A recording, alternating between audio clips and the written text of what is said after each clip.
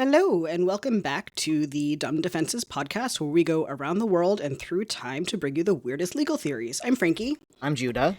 And we are in week 3 of 3. We are wrapping up our mini-series on sovereign citizens, aka constitutionalists, but don't tell them that. They hate it. They hate it when they get called constitutionalists. That's all I'll call them, constitutionalists. Last week, we were talking a lot about the pseudo-legal paper terrorism filings, and this week I've got a few other notes regarding their interactions with the law. Then we're going to wrap up with an actual sovereign citizen. Big air quotes around sovereign. Nope, not according to the people and the historians of San Francisco. All right.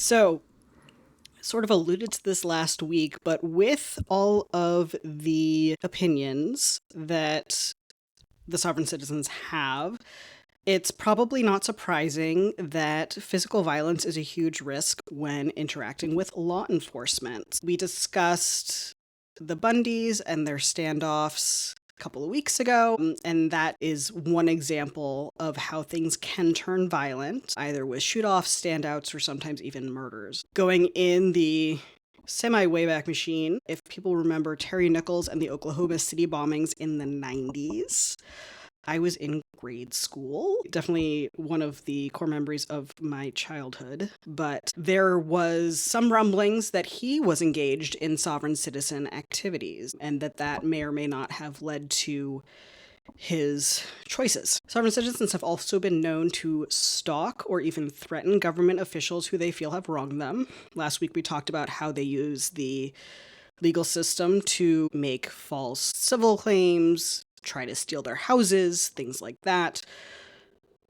But one example is in 2021, Misty Thompson, who is a sovereign citizen, was stalking a local judge who was in charge of her child custody case. And when she was arrested, she had a loaded handgun, knives, and a baseball bat in her car. It is not uncommon for these people to be armed, and it is especially not uncommon for them to be armed with firearms. And of course, not licensed, because any sort of licensure is a contract with the state to get back under the slavery that the direct treasury account purchased them out of, I think, if we're remembering back over the 3 weeks that we've been doing this. They will actually seek to instigate violence with law enforcement, threatening to shoot police officers who gave them a ticket. And at the very least, most traffic stops become confrontational and easily peak to violence.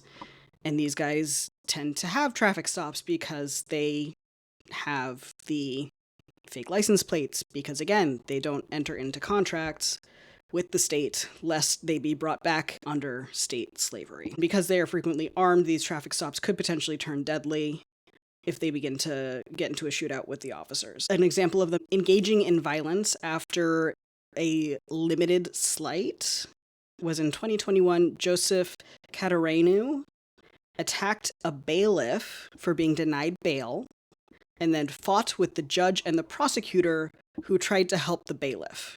Ooh. Yeah, that's a pretty big brawl. I'm guessing that this was in an area that does not function the way Oregon does, where the people who are in custody are held in a little box or on video. This looks like someplace where people are actually brought into the courtroom. And I should say, if somebody is in a later phase in their case, they are brought into the actual courtroom in most cases in Oregon. I'm actually a little bit surprised that the judge got in on the fight, to be perfectly honest. I'm pretty sure that OJD trains them to just like bounce into their chambers, but that may not be something that happens everywhere. There's a pretty famous video from Lynn County Courthouse, which P.S. recently had a guy sitting outside with a gun that was threatening to come in and shoot people, a multiple hour standoff, and they still don't have court security.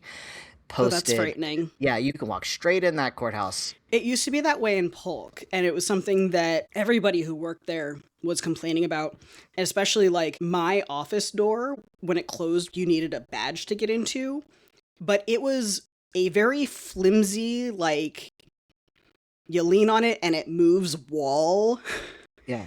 away from the public hallway. And I heard that maybe like a month ago they finally got court security. So this sidebar standoff. So our Albany office is kind of kitty corner away from the Lynn County Courthouse. Very convenient for us, but there was a standoff for multiple hours. And my law partner, Melissa, was just sitting in her office trying to do work, including a court appearance, which she was covering for me because I was out. And then there's this huge armed standoff, and she can't leave the office. She's stuck in there. She's in a hearing in Benton County, which there's one county over. Yeah. And she just hears boom. Oh my God. And there was all kinds of rumors flying around about, like, does this person have a bomb? And, people are freaking out. And she's like, Judge, I need to take a moment. I'm near this armed standoff, and I just heard a loud explosion. And the judge is like, oh my gosh, do you need to get off this hearing? And it turns out that one of the multiple law enforcement agencies that was responding shot a flashbang into this guy's car and then pulled him out when he was all disoriented. I mean, that's one way to do it, but but the real thing is, like, there's video, and you can look it up at the Lynn County Courthouse. It wound up on a TV show of, there was we'll link it in the show notes once we find it. Yeah, there was a defendant, his mother, and the defense attorney and court staff that were waiting for the judge to come in, and the defendant gets extremely agitated and then attacks his mom, attacks the court staff, and winds up getting tackled to the ground by his own defense counsel. Yeah, I can see that happening. People run from court, right? Because they hear they're going into custody, whatever.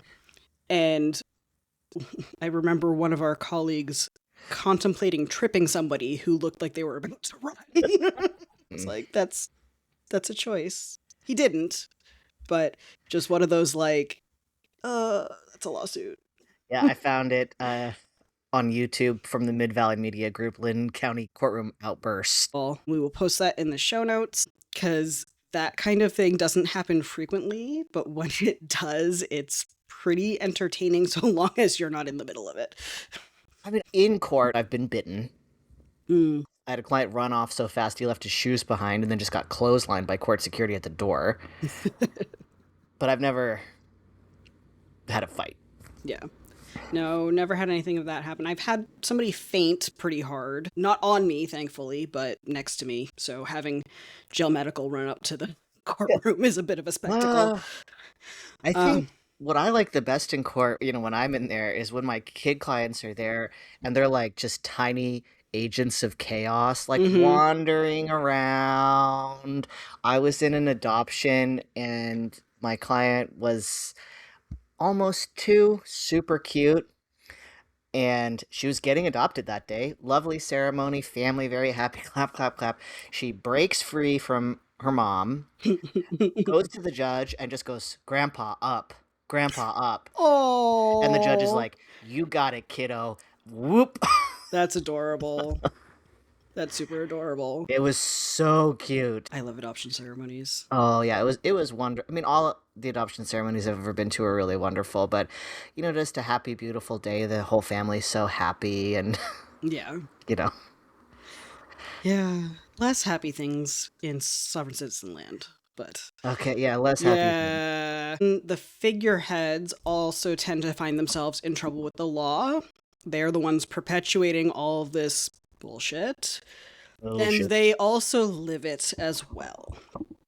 So James Timothy Turner led the Republic of the United States of America. The U is little because of the whole not capitalizing things. Yep. In 2018, he was sentenced to 18 years for fraud and conspiracy. The underlying illegal actions should sound familiar to anybody who's been listening. Leading seminars on how to utilize documents like bills of exchange to pay off taxes, mortgages, and other debts. As you remember from a couple of weeks ago, these bills of exchange were the things that they used to tap into their Treasury Direct account, which the IRS put aside in the amount of hundreds of thousands or millions of dollars, And that's how they pay their taxes, is they just write sort of like a deemed paid type thing so that they can just say like, oh, you guys already have this money, so just use it to pay yourself.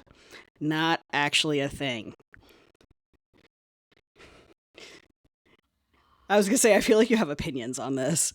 I mean, I've got so many opinions. What really riles me up is like, it's one thing to like try and cheat the feds. Yeah. Or like the government, but these people are going after vulnerable citizens, taking their houses, cheating them out of property, and all around being a menace. Yep. And another example of that is James T. McBride, who is leader of Divine Province, was convicted in 2014 for a scheme where he was selling diplomatic identification documents that would allegedly prevent recipients from being arrested. He had earned $500,000 in that scheme. $1 million. Yes. Cheating people out of $500,000, claiming that they would not be arrested. Which, again, is bullshit. And they have no control over law enforcement. And it's forgery, fraud. What am I missing? Probably conspiracy to commit fraud. Yep.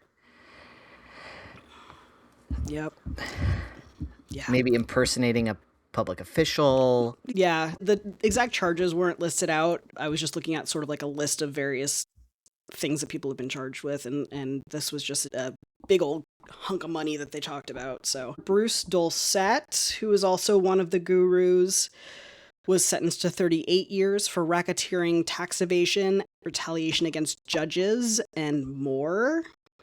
And Winston Shrout was sentenced to 10 years for tax evasion and fictitious financial documents. So eventually, yes, the law will catch up to these people. It may take time, but eventually it'll happen. One thing that has helped their ideology spread quite a bit has, of course, been social media.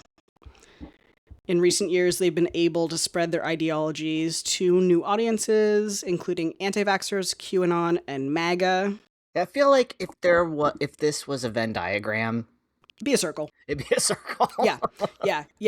The QAnon, anti-vaxxers, MAGA, sovereign citizens, those all overlap quite a bit. So it's not surprising that those groups also sort of fall into this kind of mindset. Also makes sense, the overlap between the sovereign citizens and MAGA makes a lot of sense with the case that Judah talked about last week, how they were cheering on the overturning of Chevron deference without realizing that it was just consolidating power into one person. Well, one branch. Well, yeah, kind of. It's two branches, but SCOTUS is in the president's pocket. It's also spreading throughout jails and prisons in this country, with jailhouse lawyers making things complicated for their attorneys. The figureheads and gurus of the movement will use social media to spread the word, as well as distribute these fraudulent documents and pseudo-legal documents that are the basis of the movement and also the basis of them getting arrested themselves, apparently. It allows them to profit from this merchandise and from the ideology, to the tune of hundreds of thousands of dollars, as we have seen. The COVID-19 pandemic, on top of social media, did not help things in terms of keeping this contained. The safety measures triggered by the pandemic surged a new interest in the sovereign citizen movement, and some of these overlapping ideals between sovereign citizens and other groups like QAnon and extremist groups and the anti-vaxxers all came together really during the pandemic. They came together on social media in anti-lockdown activism, and that's how the language of the sovereign citizens started spreading, including the desire to hold public officials accountable in common law courts for all of the things that they were trying to do to prevent people from dying from COVID. Yeah. Again, it makes sense that all of these things kind of fall together. Conspiracy theory, hands off my property, we don't want to answer to the government, we don't want the government telling us what to do. All those things really do line up together. Side note, I just Googled this. About 1.1 million people in the United States died of COVID innumerable more have lifelong disabilities as a Yep. result of the illness. Yeah. It could have been so different. Yeah. But I digress. Social media has also helped people bring together militia groups, including things like the J6 riot, and many of those people were also identified as sovereign citizens. While groups like Oath Keepers, Three Percenters, Citizens for Constitutional Freedom, which was Ammon Bundy's group, are not officially sovereign citizen groups, they share a lot of the same ideologies and fall under the same umbrella of anti-government extremism. So again, a lot of far right, a lot of just not liking the idea of government telling them what to do and trying to stick it to the government, all coming from the same place. In the Only last 3,000 people in the entire country of New Zealand have died of COVID. 3,000. Yeah, like I said, it could have been totally different. New Zealand, they were able to really stop the spread of it before the vaccine came out because they just shut everybody down. Even if you were traveling and you weren't a citizen of New Zealand, you were on vacation, you were stuck there. Yeah, congratulations on being in New Zealand now. Right. They put in really strict shelter-at-home rules. They put in really stringent contact tracing. And so they were able to just keep it from spreading before the vaccine came out. And because their country's borders closed down, they were able to reopen their country pretty normally a lot sooner than the US was. Right. And then there's what happened to us when they were like, hey, 2 weeks to flatten the curve. Turns out you need to do that long enough for everybody in that 2 weeks who got exposed Stay at home. to stay at home for 2 weeks from the time they were exposed. For our dear listeners, Frank and I were both essential workers during the time of COVID, mandatory in-person activities. And I remember having, I think you recall this, I was having panic attacks in my office, and my doctor had to give me like a medication you put under your tongue to calm me down. And Frank came into my office when I was having a panic attack, and they're like, didn't your doctor give you medication for this exact moment? Why don't you take that medication? We all did that to each other. And I did get COVID early on. Yeah, you got COVID early on. I got COVID when Delta variant was going around. It was just after all the mask restrictions in Oregon had been lifted because the state as a whole had crossed the 70% threshold, which medically is appropriate. Douglas County was under 50% vaccinated. And so the mask rules got lifted. Everybody was not masking, including the 51% of people who hadn't been vaccinated. And they weren't masking anyway. They weren't masking anyway, but then everybody who was vaccinated felt safe to take their masks off. And then 90% of the attorneys in our office got COVID at the same time. I was just visiting. Remember, I came down to visit that week. Mm-hmm. That was the second time I got COVID. Yep. Because I was just coming down to say hi, and I was like in town for like a lingering court hearing. Mm-hmm. And got COVID with everybody else. Yeah, I think we traced it to like a specific dependency hearing or something where the first few people had gotten it. Yeah, so when I first got COVID, and it was really early, it was during that little wave that there was a COVID outbreak in the jail. Mm-hmm. And I had gotten it there really early. And this was before tests were widely available. So my doctor was just like, you have to have it. Like, this is what's going around. This is what the symptoms are. And I was sick as a dog for like 3 weeks. Mm-hmm. And I was having to change my clothes and my sheets on the bed multiple times a day because I was sweating through my clothes, and I was sweating through the sheets, and I was sweating through the blankets, and I was social distancing from Megan in our spare room. Mm-hmm. And she was like putting food outside the door. Yeah. It was not a fun time. It could have been very, very different had the administration handled it differently. But again, they didn't. Yeah, they didn't. Just the body pains that I experienced during that time is some of the worst pain that I've ever felt. I had the loss of taste and smell, which was just fucking weird. Yeah, I had loss of taste and smell, slowly came back. So I was like, don't care what you feed me. I was videoing into my doctor. She's like, okay, well, you have horrible racking cough, high fever, sweats, loss of taste and smell. It was more loss of taste. I think I got my smell back first, and then I got my taste back. Yeah, I lost both, and it was just Weird. Then the second time I got it, because I was already vaccinated, Mm-hmm. it was honestly pretty mild. I was vaccinated. I still almost had to go to the hospital.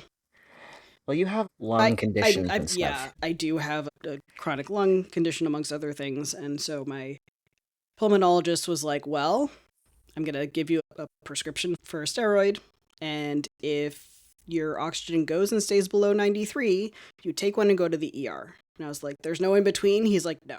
No, that is what it There's is. no like I come see you, and he's like, "Nope, nope, just you're at home or you go to the ER." And I'm like, "Okay." And so like I'd walk up the stairs from getting water or something and go back and lay down and watch as my oxygen slowly went from 80 back up to 93, and I was like, do I go in? Do I not? Do I go in? Do I not?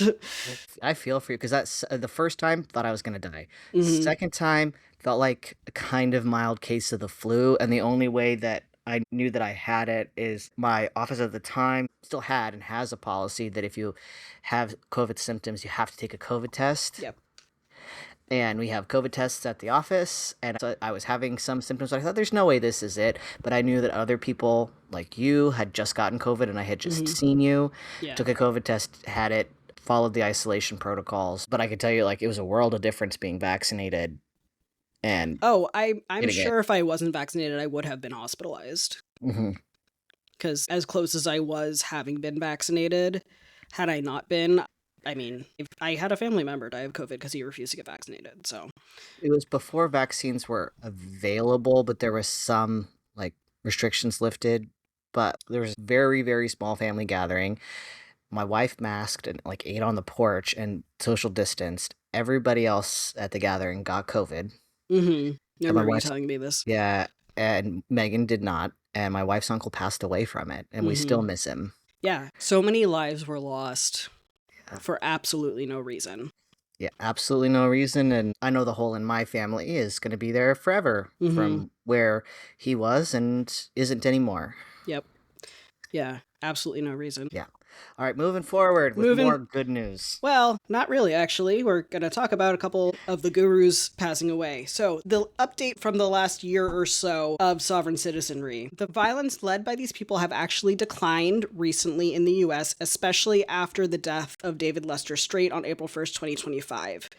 He was a longtime figurehead of the movement, leading multiple sovereign citizen groups. He held seminars, sold materials such as license plates, and reportedly netted $200,000 in profits from selling either materials, license plates, stuff like that. He was one of the main gurus, so after he passed away, there was definitely a hole in the movement, and so stuff kind of slowed down a little bit. Another leader passed away last September named James Clinton Belcher.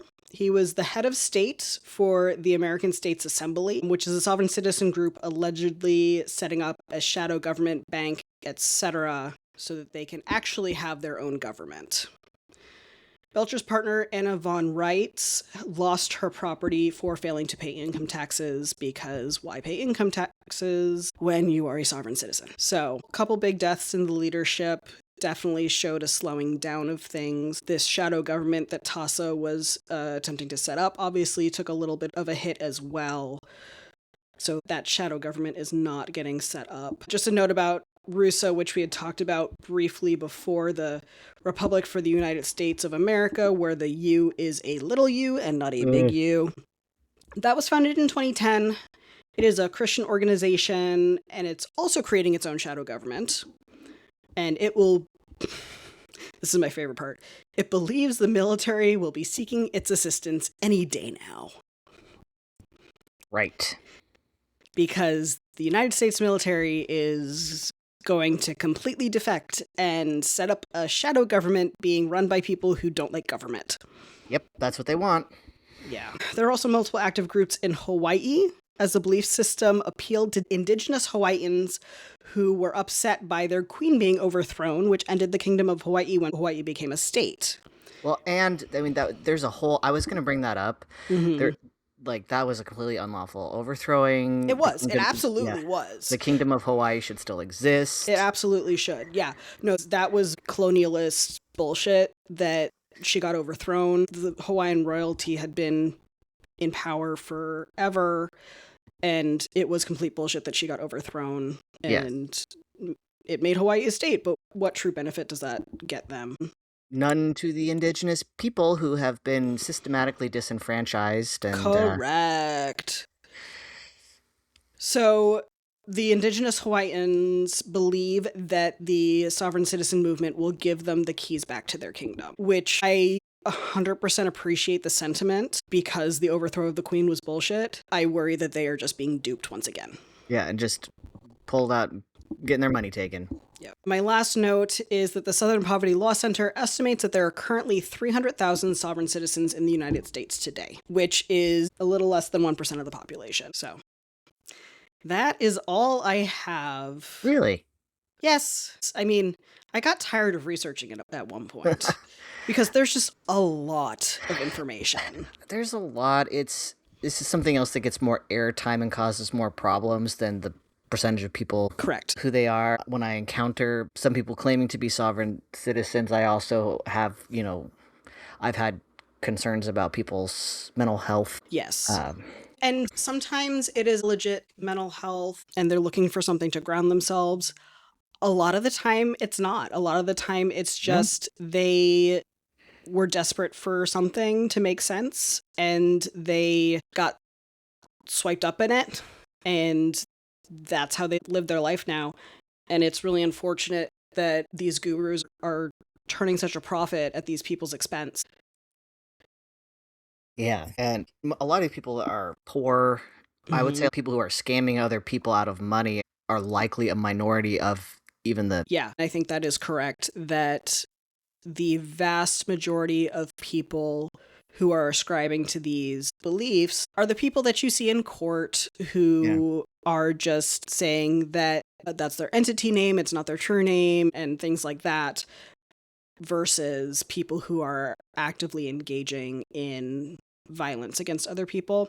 Although it is a population that tends to carry guns, and it is a population who tends to argue with police about carrying guns. So there is that aspect to it, but in terms of the people doing the scamming, that is very likely the vast minority of those people. Well, let's pivot to ending this on a high note, where we're going to talk about a sovereign citizen who has precious little to nothing to do with what Frankie has been talking about for the last 3 weeks. I'm talking about the beloved figure who's been sometimes referenced in fiction as the King of San Francisco, but is known to San Franciscans as Norton I, Emperor of the United States. My main source is the Emperor Norton Trust. And this group also has brought together and summarized very handily a couple hundred original sources. They've got great pictures, and I'm going to pop this in the show notes because if you're interested in this story, please visit their website. It was just a great resource. And through my talk, I'm going to do something unusual, and I am going to say, if you are moved by this, and I'm going to try and convince you to join in the effort to rename the Bay Bridge Tunnel through Yerba Buena Island the Emperor Norton Tunnel. There's been 3 efforts to rename things after Emperor Norton in the last 20 or so years. There have been other things named after him.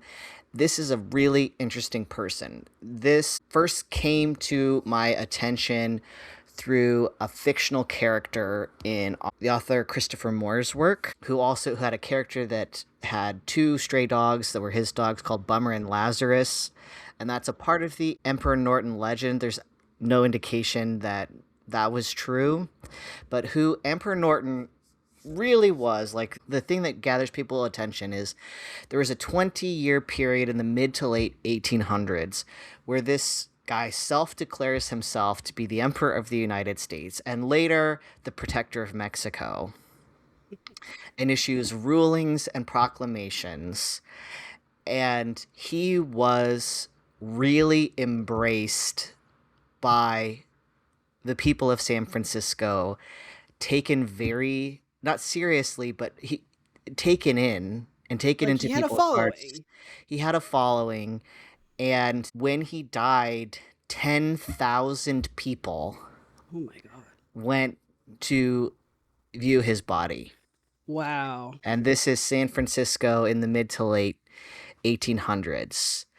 So Joshua Abraham Norton was born in, as best as people can track down, about 1818 in England. When he's a child, very young child, his family moves to South Africa. And his dad starts a business in some kind of shipping. I didn't put that in my notes. His father has a successful business for most of Joshua's life, but then that business starts to fall apart. And when Joseph's father dies, Joseph is the only living son, and his father doesn't have very much money left, so he has some inheritance.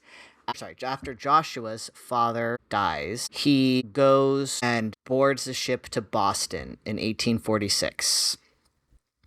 And then there's a 3-year period where we don't really know where, at this time, still Mr. Norton was. But 3 years later, he boards a ship from the Cape of Good Hope in Rio and goes to San Francisco. When he's in San Francisco, it's debatable where he gets his money, but he's reported to have about $40,000 at the time, which is a huge amount of money. The sources are kind of conflicting. Did he really have that money? Is it in real estate? But he does invest in quite a few lucrative real estate parcels, business parcels around the city. And he starts with his little real estate company kind of an importing business. Then he makes a judgment error. In about 1852, there's a famine in China that created a rice shortage. Mm-hmm. So he decides to try and corner the San Franciscan rice market by spending $25,000 to import rice from Peru. And when the rice comes, like, the rice price had plummeted. It was only like a quarter of what he had bought the rice for. He doesn't pay, and he gets taken to court. And there's an actual court case that you can read. It's Reese v. Norton, Ruiz, so the rice sellers versus then still Mr. Norton. He goes through a set of legal crises, and it's discovered throughout these court hearings that really, like, this guy is broke as a joke, and his wealth was really tied up in real estate. And as a part to pay his debts and to pay off the debts of his business, he gets, like, his real estate holdings are sold, and he's just like a dude with no money. Yeah. So I was trying to calculate how much $2,500 would be in today's money. Yeah. And the U.S. inflation calculator doesn't go back that far. Oh, it's $25,000. $25,000 is what he spent for a ship full of. Try that again. So the furthest back it goes is 1913. So $25,000 from 1913 in 2026 money is $843,313. $843,313.13. So he tries or attempts to spend over $1 million, but even when the rice comes in and he's not paying, he's insolvent, like he's bankrupt. Yeah. He's discovered to have a debt to, like, cash ratio of 233%. So he's 233% more in debt than he has resources, and so they go and sell off his real estate holdings to pay off his debt. Mm-hmm. And then he's got nothing. And then he kind of disappears for 3 years. And it's important to know that in this period when he gets to San Francisco in 1849 to when he goes totally bust in 1856, he is a well-regarded, noted businessman with a lot of connections, and he's known to be very charismatic. He goes bust in 1856, and then in 1858, he announces his candidacy for Congress. but he wasn't actually on the ballot. I mean, you won an election by write-in. Like, it's a thing. I did, but you actually have to register. I have the most write-in votes of any candidate in Douglas County at the time I won, with like 200. But, okay, so September 1859 is where he starts to get interesting. He publishes a proclamation in the paper that says, okay, I am the Emperor of the United States. And he is going to change the law, and he goes around declaring himself emperor. He also gets himself kind of a fancy emperor outfit, like a soldier's uniform with gold buttons and this big walking stick and this hat. So pretentious. Yes. He's not unhoused. He lives in the same boarding house for basically this whole time. And he sets forward a lot of proclamations. His first proclamations call for the abolition of Congress and calls for the army to forcibly clear the halls of Congress. The dissolution of the two-party system and... That I agree with. And for the Republic of the United States to be dissolved in favor of a temporary monarchy, basically until he can fix things. Huh. Who else trying to do that? Except he doesn't think it may be so temporary. And there's questions about his mental health, and later on, a U.S. census does list his occupation as emperor, but also lists that he is insane. Aren't those things, like, self-proclaimed, though? Like, when you're filling out the sentence, you tell them what you do for a living. Yeah, but they do list him as emperor and insane. Mm-hmm. But here's why we should really like this guy. He was an adversary of corruption and fraud of all kinds, political, corporate, and personal. And he was a persistent voice, I'm directly quoting from the Emperor Norton Trust, for the dignity, fair treatment, and legal rights of immigrants and other marginalized groups. He's not just sitting back. This is a guy who is going to all kinds of public forums, debates. He is around everywhere. At a time when Chinese people are being really persecuted in the United States, he declares that the eyes of the emperor will be upon anyone who shall counsel any outrage or wrong the Chinese. Not a popular opinion at the time. Not at all. He also advocated for African Americans to be able to be admitted to public schools in San Francisco. Nice. And to take public transit. Like 100 years before any of that was desegregated. He advocated for Indigenous and Native American sovereignty, supported women's right to vote.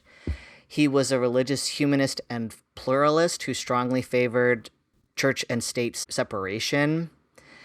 And he opposed what he considered unfair taxes. And he would walk around and look at public utilities and streets and observe public officials and make complaints or go and advocate for change when things weren't meeting up to standards. That's cool.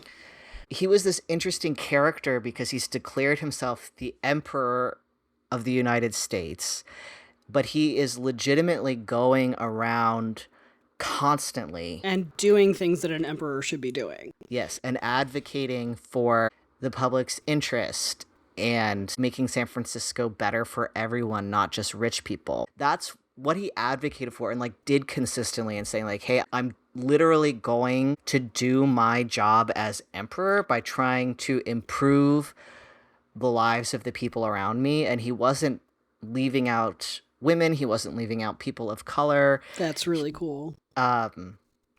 And taking really radical stances when there was something called the Sunday Law, which discriminated against Germans and Jews, state Sunday laws in California.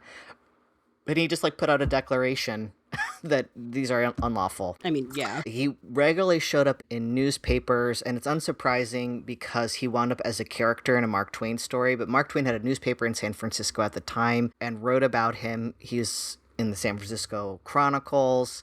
He is a guy that's living in this tiny, dingy boarding house room, which P.S. is being paid for by other people. So other people are funding his lifestyle. There's rumors that the city council, when his fancy uniform is getting dingy, that they would buy him new ones, but Oh, those wow. are not confirmed.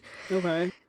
And so he's broke as a joke. Other people are paying for his rent at this boarding house. Things like theaters on opening nights of plays would reserve special seats for the emperor for him to attend. And he also printed his own money as the Emperor of the United States, and like the restaurants. Did it have his face on it?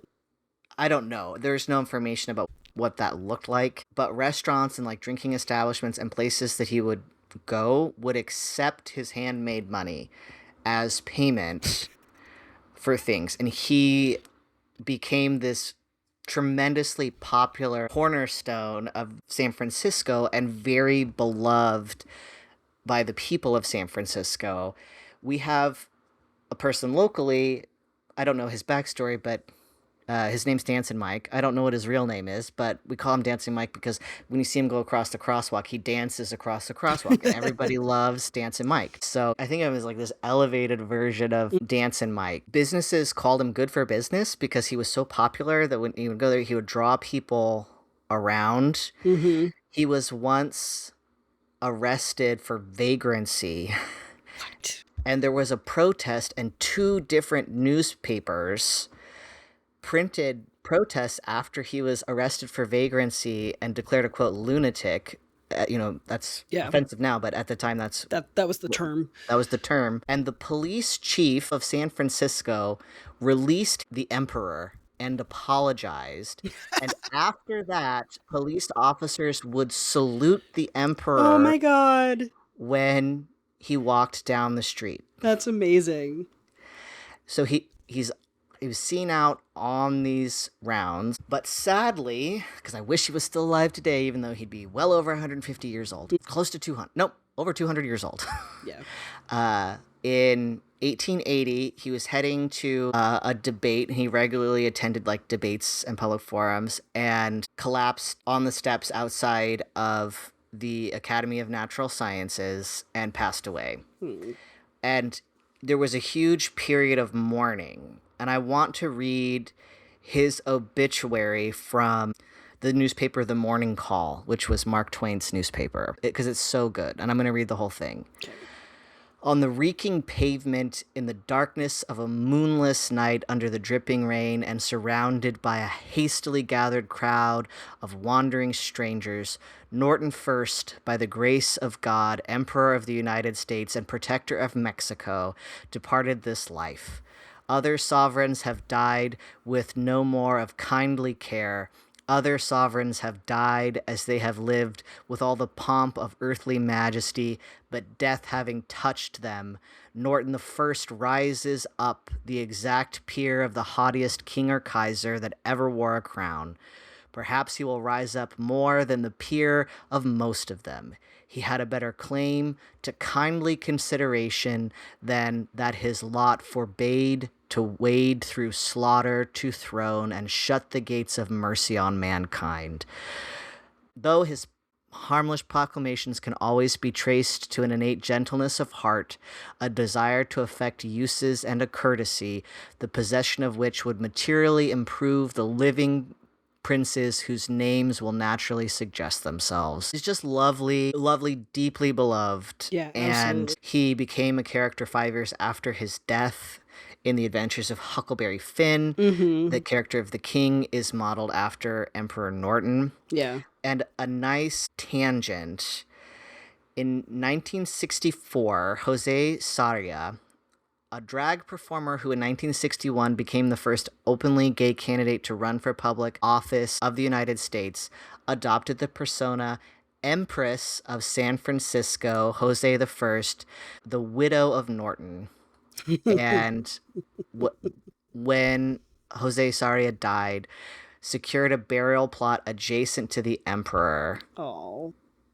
Where his headstone echoes Emperor Norton's headstone. Like I said, there have been many attempts to name this bridge after Emperor Norton. There's been honorary street or block namings, and there is yet another effort underway to renamed the tunnel the Emperor Norton Tunnel.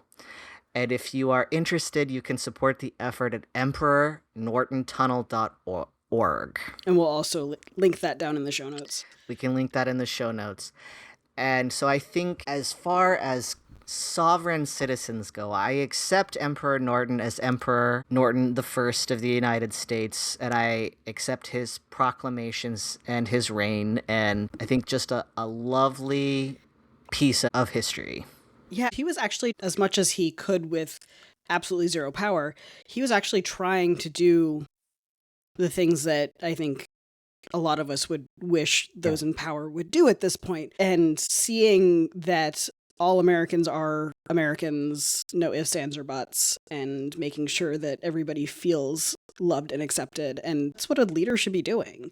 And he's bringing attention to issues that are difficult, that were easily ignored by the white men in power, and advocating all over the place. They called him his rounds, and he was always at public meetings and gatherings and the city council, in the state senate, advocating for these things. So this is a tireless advocate for justice, for rights of the marginalized, for groups that were really different than who he was. Yeah. And so, long live the emperor. Long live the emperor. And that is Emperor Norton the First. Yes. That's a great way to wrap up our little mini segment on sovereign citizens with a true citizen who was a sovereign. Who was a sovereign. Who you put him in air quotes at the start of this episode, but when I withdraw my air quotes. But at the end, just somebody who went out, and there's debates about whether or not he was deeply mentally ill. He might have been, but regardless, his kindness and his work and being known by so many people. I mean, 10,000 people coming in person to mourn his death. And that's two newspapers gave the same number of 10,000. Yeah. It's a lot of people. That's a lot of people, just very beloved and still beloved today. And continuing ongoing efforts to honor and put forward his legacy. So that's what we're doing now. So we went from sovereign citizens who are doing terrible things to other people to a person who is a sovereign who dedicated a huge portion of his life to selflessly helping others and ruling the way I think an ideal ruler should. Absolutely. No power, no violence, and making big changes. Absolutely. So coming up next week, I am actually going to stick a little bit closer to home. As I was reading the advance sheets last week, there was a really fun non-presidential opinion that I'm going to dive into on hearsay. Oh, interesting. Well, I was going to start talking about, this is going to be more Senate hearings, but let's talk about the Great Red Scare in America. Oh, yeah. That's a good one, too. As always, like, review, and share the podcast so that we can continue to grow. If you have any questions, thoughts, concerns, or a case that you'd like us to look into, email us at donedefensespodcast@gmail.com. And we will see you next week. See you next week.